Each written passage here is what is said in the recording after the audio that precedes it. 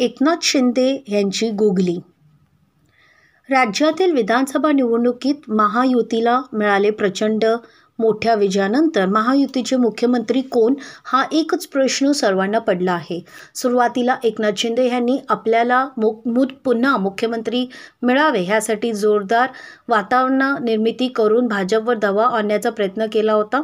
मात्र 137 आमदारांचं पाठबळ असलेल्या भाजपने हा दबाव चुंगारून देवेंद्र फडणवीस हेच मुख्यमंत्री होतील असा स्पष्ट संदेश एकनाथ शिंदे यांना दिला.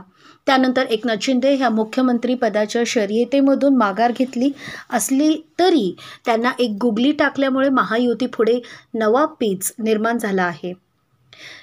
द न्यू इंडियन एक्सप्रेसच्या दैनिकाच्या वृत्तानुसार भाजपकडून एकनाथ शिंदे यांनी मुख्यमंत्रीपद सोडण्याचं मोबदल्यात केंद्रात महत्त्वाचं खात्याचं मंत्रिपद किंवा राज्यात उपमुख्यमंत्रीपद देण्याची ऑफर दिली होती. मात्र एकनाथ शिंदे यांनी ह्या दोन्ही ऑफर्स नाकारल्या आहेत. त्याऐवजी एकनाथ शिंदे यांनी एक नवा प्रस्ताव भाजपसमोर ठेवला आहे. मला राज्यात मुख्यमंत्रीपद मिळालं नसलं तरी मला महायुती सरकारचं संयोजक हे पद द्यावं, कारण राज्यातील विधानसभा निवडणूक ह्या माझ्या नेतृत्वाखाली लढवण्यात आल्या होत्या असे एकनाथ शिंदे यांचं म्हणणं आहे.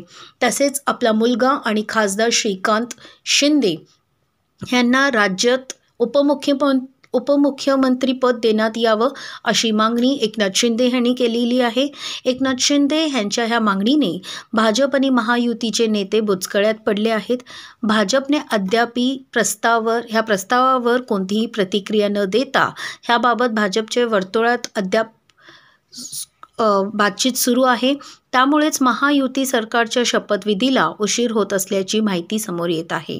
अशाच आणखी बातम्या जाणण्यासाठी सिंधू स्टार चॅनल लाईक करा. धन्यवाद.